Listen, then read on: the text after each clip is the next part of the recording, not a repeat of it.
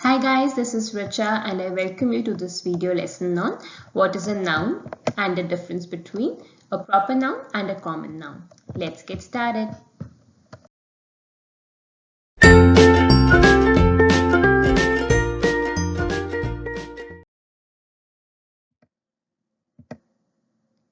So guys, what a noun basically means? What is the definition of a noun? A noun is a word used as the name of a person, place, thing, or an idea or a feeling. So whenever in a sentence you use a word to refer to a person, place, thing, or a feeling or an idea by its name, that becomes a noun. Proper noun. Proper noun is the name of some definitive person or place. Whenever in a sentence you refer to someone definitive in nature by a name, and it is not a general categorization, that becomes a proper noun. Let's take a look at some examples of proper noun. Kalidas, a poet. You are referring to a particular poet. We know who he is, right? And he is identifiable by a face of his own. Correct? That is why Kalidas is a proper noun. Delhi, again, it's a city. There's one city called Delhi, and it cannot be confused with another. So Delhi is a proper noun. Shakespeare, an author. Again, a unique person, definitive in nature. So Shakespeare is a proper noun. Sita, a girl, definitive in nature. We know who we are talking about when we say Sita. Again, a proper noun. Dr. APJ Abdul Kalam, one of my favorites. A great leader as well. Again, a proper noun. Maharashtra, a state, definitive in nature. When we say Maharashtra, we know which particular place we are talking about. Again, cannot be confused or categorized into a general category of a state, right? So again, a proper noun. There's a very important note here. Proper nouns are always written with a capital letter at the beginning. So guys, with respect to written English, I want to share with you that whenever you write a sentence, as a general rule, the first letter of the first word is supposed to be a capital. But there's an exception to that. Whenever in a sentence you refer to a proper noun, the first letter of the proper noun will always be a capital as a general rule. We take a look at an example.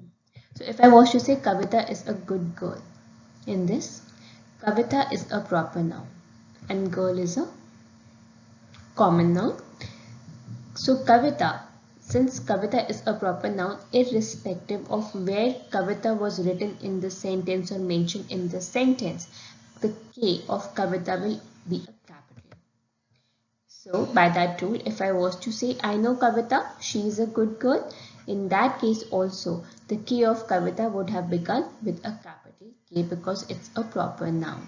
So always remember, while writing anything in English, whenever you refer to a proper noun in a sentence, the first letter of the proper noun will always be a capital as a general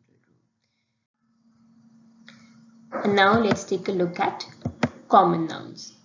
Common noun is a name given in common to a person or thing of the same class. Basically, when you name a category and anybody can fall under that category, that becomes a common noun. Let's take a look at some examples. Author. When you say an author, you are not referring to a specific author, you are referring to a general category, like a general class.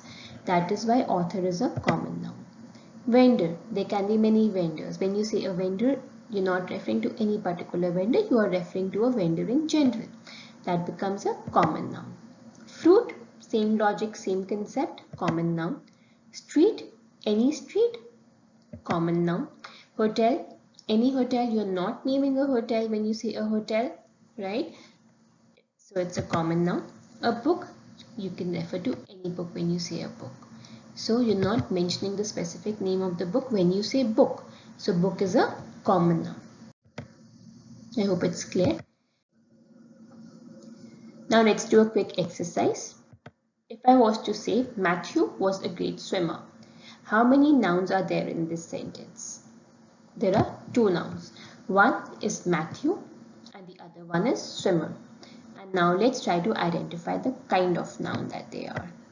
So Matthew, when you say Matthew, you are referring to a particular person who's definitive in nature, has a unique identity of his own.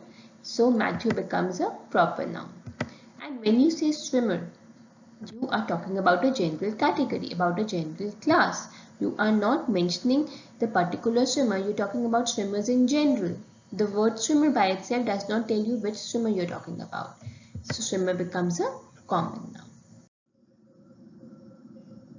Let's take a look at another example. Ramya is a singer. So how many nouns are there in this sentence? There are two nouns, Ramya and singer. Ramya is a proper noun because when you say Ramya, you refer to a definitive person in nature who has a unique identity of her own. So Ramya is a proper noun. But when you say singer, it becomes a common noun because when you say singer, when you use the word singer, you can be talking about any singer in general. So singer is a common noun. Before we move forward, I want to mention one more point, guys, for your clarity, which is that it is not necessary that a word or a noun can be categorized into only one kind of a noun. It can fall under the category of more than one kind of a noun. So, for example, Ramya is a proper noun. At the same time, it's also a concrete noun because Ramya is perceivable by one of the five senses, and Ramya is also a feminine gender noun. So, just keep this thing in mind, alright? So that's all for today. Thank you so much for watching the video, guys. Do subscribe to my channel and hit the bell icon so that you can stay updated on more of my upcoming videos. Do like this video, share it with your friends and family, and mention in the comment section how you liked it. And I'll see you soon on my next video. Bye for now. Take care.